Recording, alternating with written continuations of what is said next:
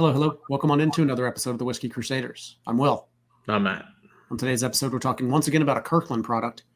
This is a 17-year-old Speyside single malt Scotch put out by Kirkland.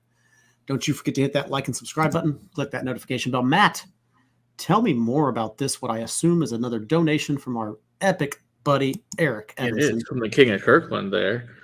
The epic Eric Evanson, this beautiful 17-year Speyside single malt Scotch from Kirkland, our course Costco, that we don't get here because of stupid laws.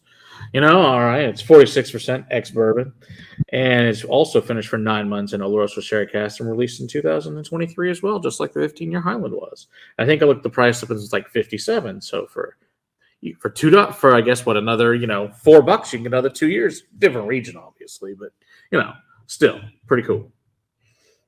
Well, sort of different region. It's like region.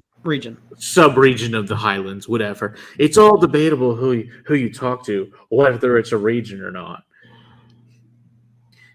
Well, they do the same thing in wine.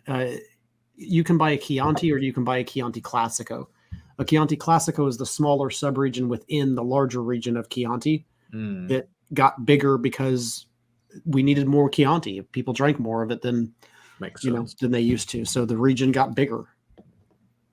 I'd love to try that in with Scotch. Can we make the region bigger? They would lose their minds. Yeah, they would. They would. It would be hilarious.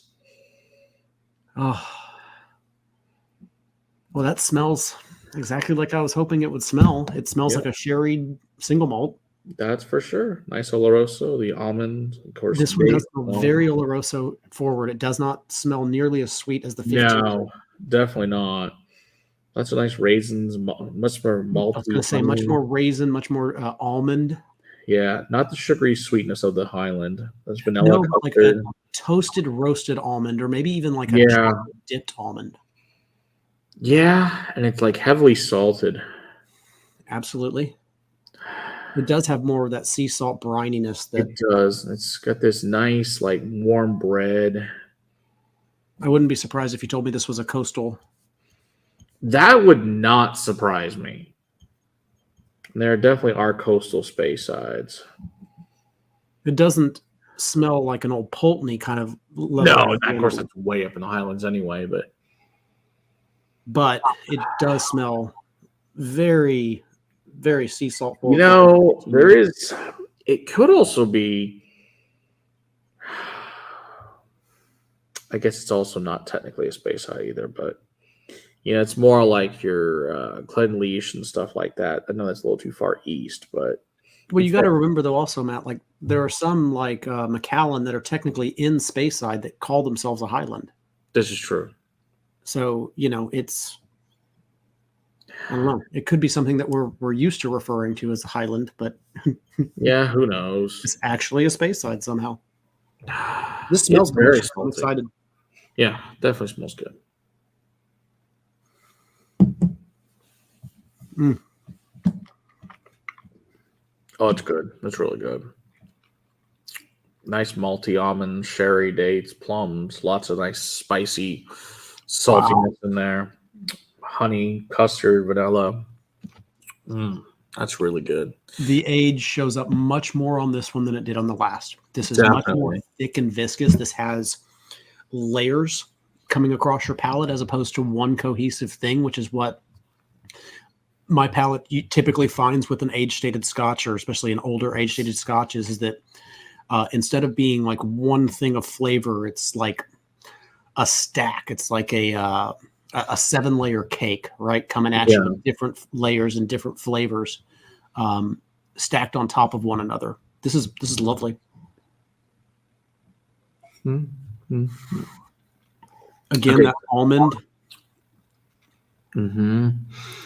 There's this seconds I get this like blueberries and cream, berries and cream type thing going on. A lot of more cinnamon, black pepper. It's also got this like champagne dryness, effervescence to it as well, which is interesting. I can get behind that, and even some of the champagne notes like peaches, it does, apricot, pears. Yeah, it reminds me a lot of like a Grand Cru type champagne. Yeah, a lot of peaches and apricot. That's really interesting. I really like that. That's really good. And like you said, it takes away the sweetness. I think I like this a little bit better. It's more, I think, what you're expecting out of a 17-year Scotch that you would really typical, where the other one was much more sweet and things. Just totally different Scotches, but very fun either way. Both are delicious. I think for my palate, I think I enjoyed the 17 better. Not a surprise for you. $4 more. I'm buying this every time. Yeah, for real. Like, that's crazy. Yeah, I was like, oh, what a great price on it too. For real. It's like, I don't know that there's another 17-year single malt out there, especially not proof to 92. Not that I can think of. At least not anytime recently. That's for damn sure. You know, proof to 92 and under 60. That's absolutely unheard of. So good on you, Kirkland. Whoever you got blending this for you, whoever you've got putting these out for you is doing a phenomenal job. Please keep them in charge. Keep them doing what they're doing. If you're making money on this, you're doing great. Yeah, for real. I was like, usually, get ones that are independent polished with actual distiller's name on. You go to 17-year, they're going to be well over $100 at this point. Sadly, yeah, that you're under 60 is insane. I've seen some 17-year, special editions come out at $400 lately, which is crazy. We had a Balvenie 17 come in. It was just like, what are we doing? Like, I'm pretty much done with all that bullshit. It is absolute insanity what these distillers think their product is worth all of a sudden. Yeah, and you can't get it, and you can't find what you used to get for a reasonable price. It's like, why would I possibly want to pay $400 for this? I'm confused. Yeah. When the old one was like $140. Yeah. Well, and then you have like, and I don't mean to pick on Old Pulteney, but like we have Old Pulteney 17-year, which was like the gem among gems with whiskey lovers that got discontinued. True. Just to make room for things that were okay. Part of it, sadly, is they were just out. Yeah. And that's the other thing is, unfortunately, we can't replace those either, because once they're drank, replacing them, and you don't have anything laid down that's for that kind of SOL on that deal, which blows, but such is life. Well, thank you once again, Eric. You are the king, and we appreciate the heck out of you, sir. Absolutely.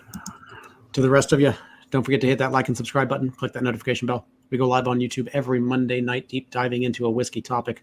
Come hang out with us there. If you're in the DFW area, book yourself a tasting. Come hang out with us live at the castle. Come learn about the world of whiskey. Until next time, keep on crusading for the whiskey in your glass. Cheers.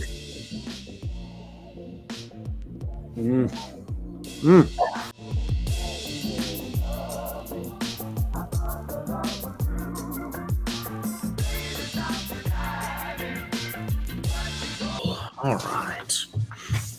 That one's done. Next one will be the Brothers Bond Rye, which I think you'll be excited about. Over there.